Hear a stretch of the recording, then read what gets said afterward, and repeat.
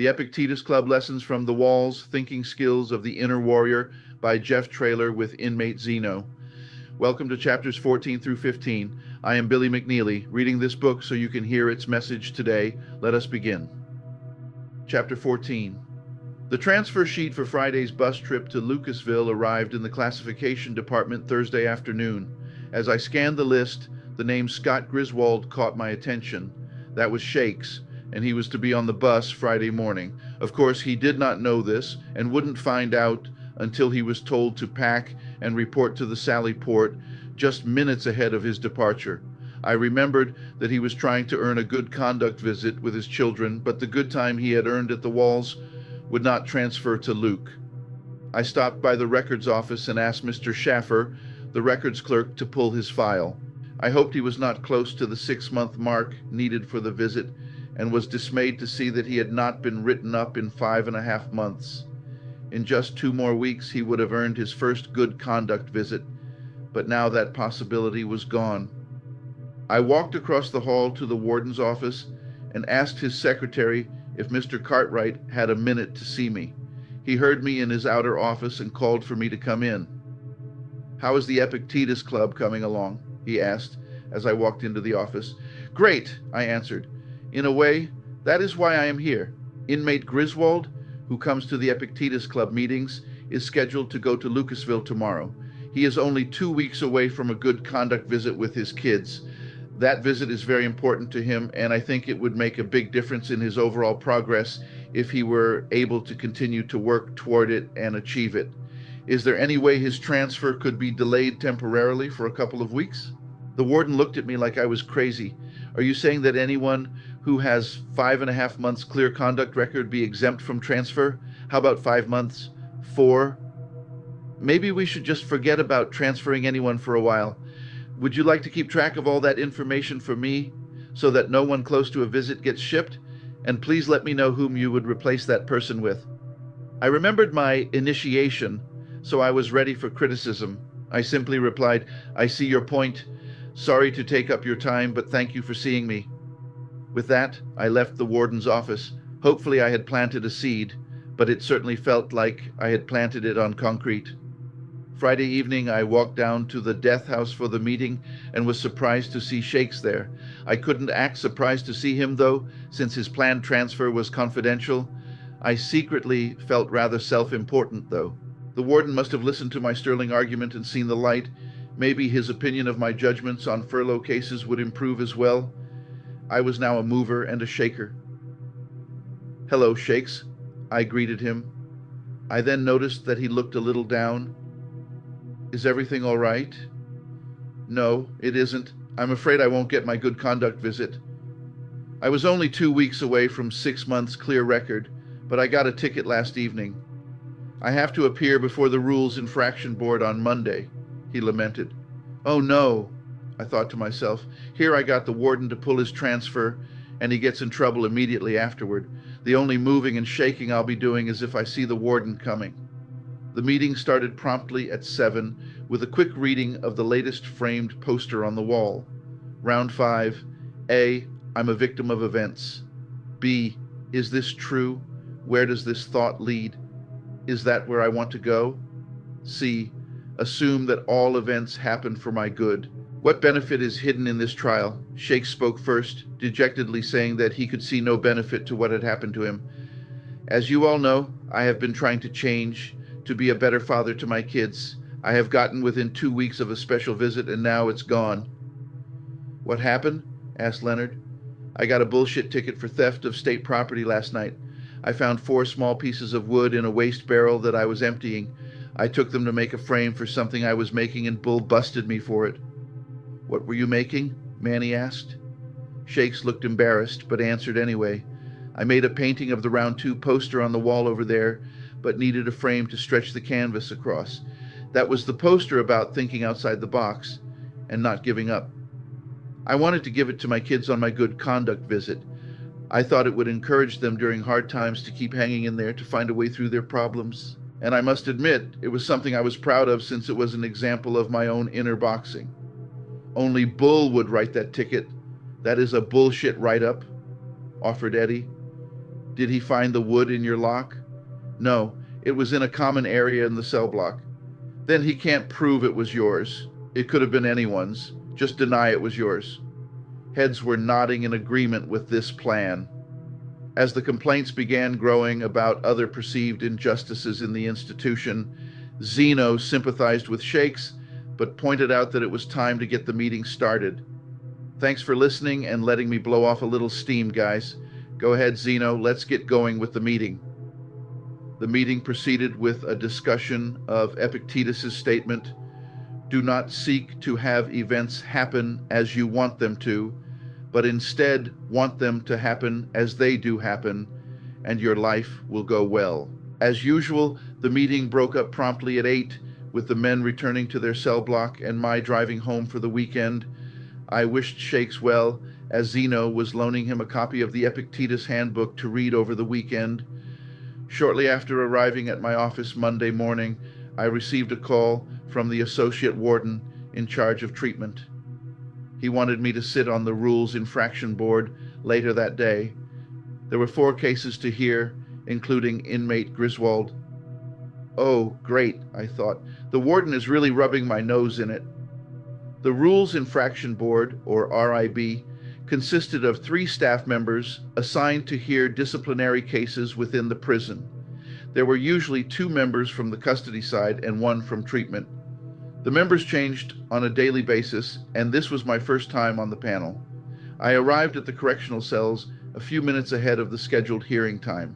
The RIB met in this lowly and dank place, since it was only a few steps away from where a guilty inmate might be assigned to an isolation cell. There were 2 officers standing by in the event an inmate took special exception to his consequence and became unruly. Captain Meyer, who chaired the panel that day, called the first case Inmate Scott Griswald, my very first case, and I was asking to be excused from it. I explained to my fellow panelists that as advisor to the Epictetus Club, I had been privy to information presented during the course of a meeting that may pertain to this case. Confidentiality was one of the rules of the group, and I felt that I was bound by that rule. Besides, if I sat on the case, it would have a chilling effect on future meetings of the Epictetus Club, since the men would be less likely to openly participate. Mr. Traylor is excused from the case of Scott Griswold for reasons of confidentiality, said the captain, speaking formally for the sake of the minutes. As an aside, he quietly added, please take a seat in the observation room behind us. That's a one-way glass. I suggest that you watch the proceedings so you know how the board operates. You will be hearing the next 3 cases with us. After I had removed myself, Captain Meyer read the ticket out loud to his fellow panelists. It stated that 4 small pieces of wood, the state property in question, were found in a common area of the cell block that had just been visited by inmate Griswold. The state property in question had previously been in a waste barrel, and inmate Griswold had been assigned to empty the barrel into the trash bin. The inmate had accepted the ticket in a satisfactory manner. What the hell is this? Commented Lieutenant Bell, the other panelist. We have to find something for Bull to do to keep busy. Technically, it is a violation. Let's see what the inmate has to say about it. If he disputes it, we'll have to back up the officer. He then called for inmate Griswold. When Shakes entered the room and sat down in front of the panel, he was advised that Mr. Traylor had excused himself from this hearing due to being the Epictetus Club advisor, but that the remaining 2 members would hear the case. In the event of a split decision, a rehearing would be scheduled with a 3rd member present. Shakes agreed to this arrangement. You received a write-up for theft of state property. Did you receive a copy of the ticket? Yes, sir. We are interested in your version of the events. What happened? The ticket is right, although it doesn't say that I had taken the wood. I did take it out of the can. I am guilty. Can you explain this a little more? What were you doing with it? Since you ask, I'll tell you. I was making a frame for a poster I'm making for my children. I had hoped to give it to them on a good conduct visit.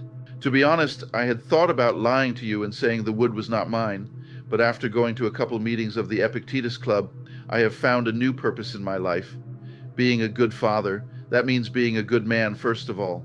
I could lie to you and possibly get the visit, or tell you the truth and lose the visit.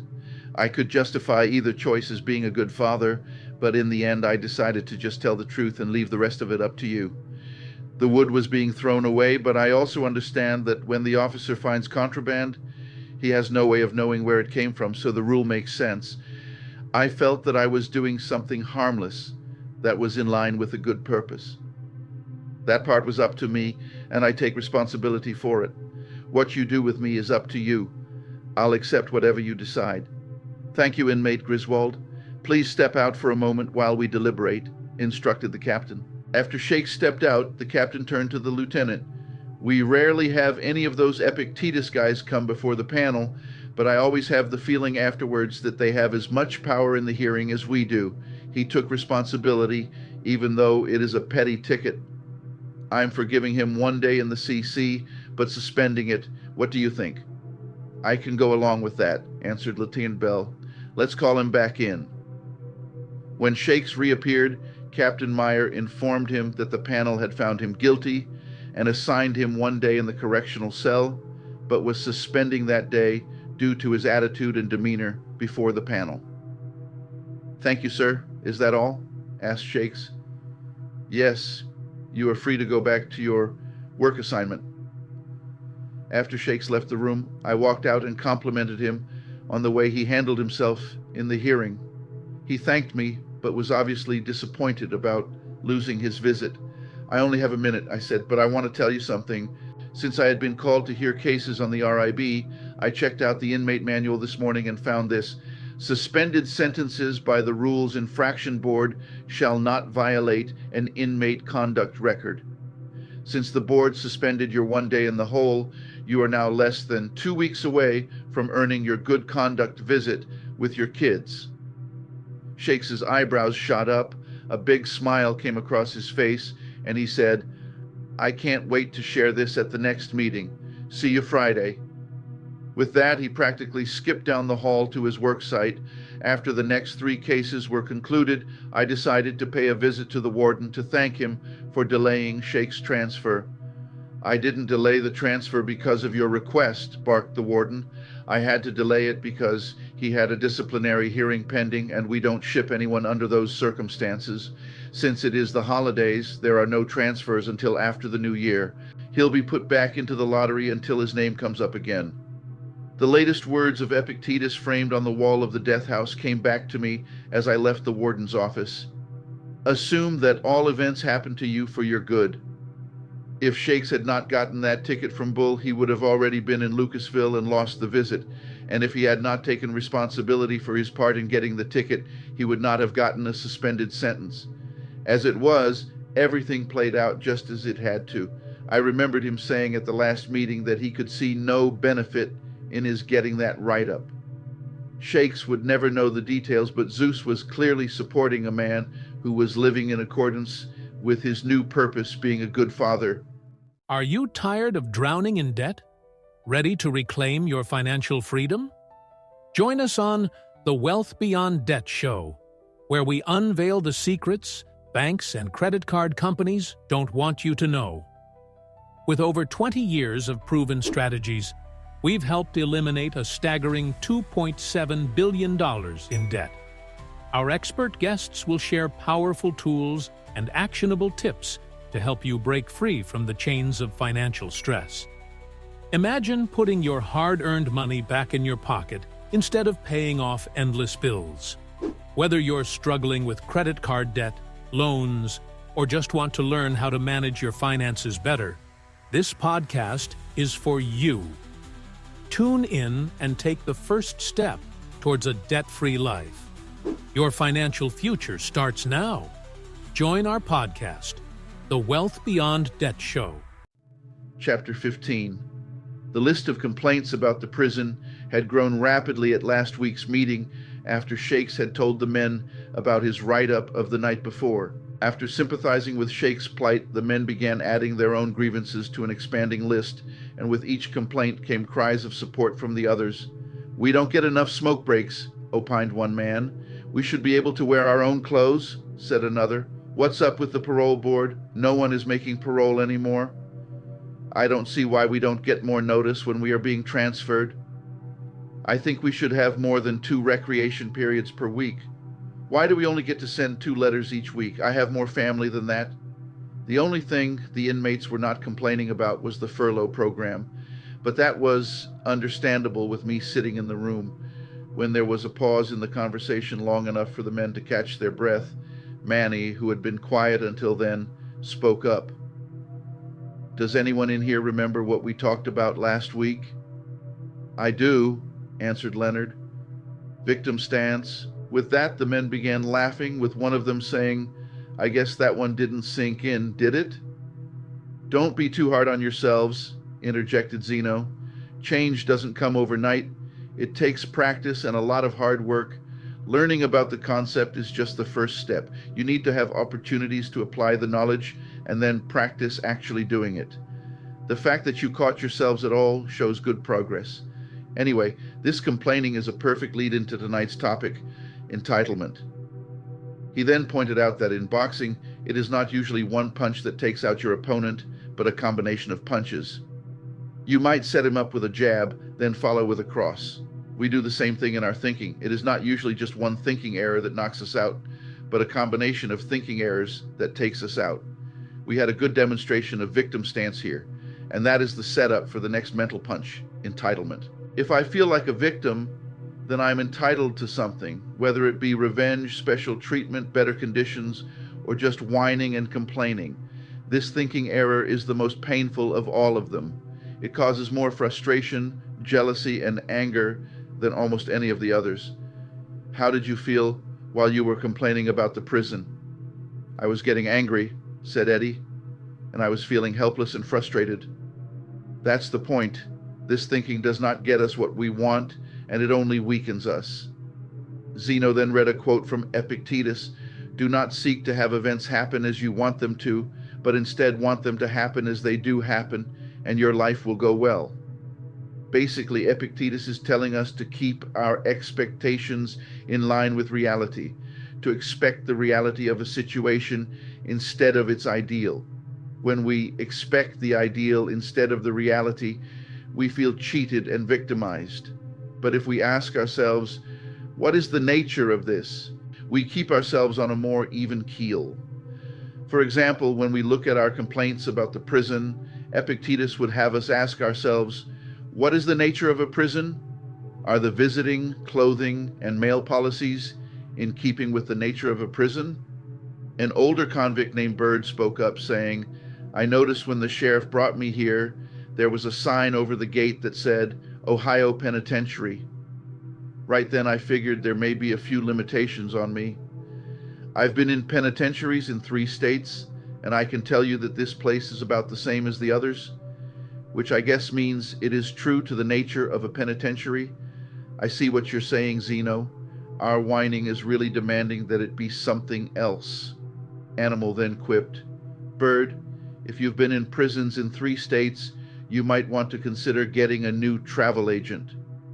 Bird shot a serious look at Animal, but then began laughing with the others in the group. My thoughts went to my doctor's appointment of the day before. I had sat in the waiting room about half an hour to see the doctor, and I found myself getting a little annoyed at the wait. If I had followed Epictetus's advice, I would have known that the nature of a waiting room is to wait, and especially a doctor's waiting room. Armed with that expectation, I could have taken a book to read or planned to do something else with the time instead of repeatedly telling myself, he should see me now. Are you saying that we should never protest anything, but always just settle for what we get? Asked Leonard. No, not at all, but you will think more clearly and act more efficiently if you come from a position of strength and calmness instead of upset and weakness. Zeno then moved on to another key component of entitlement, sorting out our wants from our needs. If you think you need what you are seeking, you will do whatever it takes to get it, including sacrificing something that may actually be more important to you. It boils down to this thought: I need and deserve whatever I want, and it's awful if I don't get it. And of course, I need and deserve a lot. And in one lump sum, if you don't mind, added Mike to the chuckles of the other men. Exactly. replied Zeno. This thinking error has us dependent on others to satisfy our so-called needs, which makes them our master and us their slave. I can see that in my own life, said Leonard. I thought I needed a flashy car and nice jewelry, so I did whatever it took to get it, including selling drugs. But I traded off things that were really more important, like my family, in order to get them. If I had only thought of the car and jewelry as a want instead of a need, I don't think I would have traded off so much to get them. But how do you know what you need? Asked Mike. Bottom line, our needs are pretty basic and few. They are the things we need in order to survive: food, clothing, and shelter. Anything beyond that is a desire. The fact that we were getting upset at the beginning of the meeting about not having enough recreation periods, not wearing our own clothes, not enough male privileges, not enough smoke breaks, and so on, is a tip-off that we see these things as needs, not just wants. We then compound the problem by demanding things that we not only do not truly need, but that are beyond our control to get. This is the double whammy of entitlement, needing what is not within our power to obtain. If we only wanted it or preferred it, we would not be upset if we didn't have it, or if we thought we needed it, but it was within our power to obtain, we would just obtain it. Epictetus advises us to keep it simple. He tells us, do your best to rein in your desires. If you desire something that is beyond your control, disappointment will surely follow. Likewise, if you resist things that are beyond your control, such as illness, death, or misfortune, you will also be disappointed. So my trying to resist being transferred without a 2-week notice just sets me up for disappointment since it is beyond my control, said Eddie. I'm just giving myself a needless pain in the neck. If I saw that notice as something that would be nice, but I can live without it, I would be less stressed about the whole thing. Right. And my trying to control what the parole board does, that can be very frustrating. Yes, but if you focus on what is up to you, which is your own institutional record, you won't be frustrated and probably more likely to make parole yourself, replied Zeno. I see what you're saying. But how do you handle it when you see someone else getting a better deal than you? We have a guy on our range that always gets first crack at the snacks, first choice from the book cart, and is the first to get his mail. That's not fair, and it is pissing me off, said Frank, one of the newer members. Are you talking about Smitty? He's such a brown-noser, said Shakes. Yeah, that's him. He sits there sucking up all day for the guard, getting him his coffee, listening to his family problems, even shining his shoes. Then why don't you do those things too, Frank? Asked Zeno. No way. I have more self-respect than that, shot back Frank. That's what I thought. Let me find the passage from Epictetus that deals so well with that. Here it is. Has someone been given more privileges or better treatment than you? If these things are good, be glad for that person. If they are bad or could cause problems for that person, be glad they did not come to you. Remember that nothing is free and everything has a price. Perhaps that person had to pay the price of groveling or praising someone they did not respect. Then they paid that price. You chose not to pay the price. So be it. Do not complain that they have received better things or better treatment. They bought it at a price you chose not to pay. To desire the same treatment without paying the price would be greedy and unfair. It sounds like Epictetus must have been locking with Smitty, Shake said. These human problems are timeless, whether we are in the Roman Empire or the Ohio Penitentiary, pointed out Zeno. I can see that our so-called needs are like the attacking punches in our ABC model of inner boxing, and I can see that we can block them by asking where they lead to anger and frustration. But is there a good counterpunch to use on them? Asked Manny. Actually, there are 2 good counterpunches, and the first one is gratitude, answered Zeno. Entitlement has us looking at what we don't have, seeing the glass as half empty. If we can shift our focus to being grateful for what we do have, it helps us not only feel better, but also gives us something we can build on. Let's do a little exercise. Think of 3 things you have that you are grateful for. Zeno picked up the chalk and began writing down the men's answers. I'm grateful I have my kids. I have my health. I'm still alive. I'm glad I get to eat every day, said Eddie, whose impressive girth supported his statement. "I'm grateful for this group," said Manny. "I'm glad I have a skill," said Mike. "I'm happy that I'm clean and sober, even if I am locked up." As the board filled up, Zeno asked the men to share any observations they might make. "I can see that if I had kept these things in mind and really had a sense of appreciation for them, I would not have traded them away for anything in the world," said Leonard. "The car and jewelry seem so petty beside what I had and lost. I feel a lot calmer and happier when I realize what I still have. Instead of whining about only getting to mail 2 letters each week, which is beyond my control, I can be glad that I still have someone to send them to."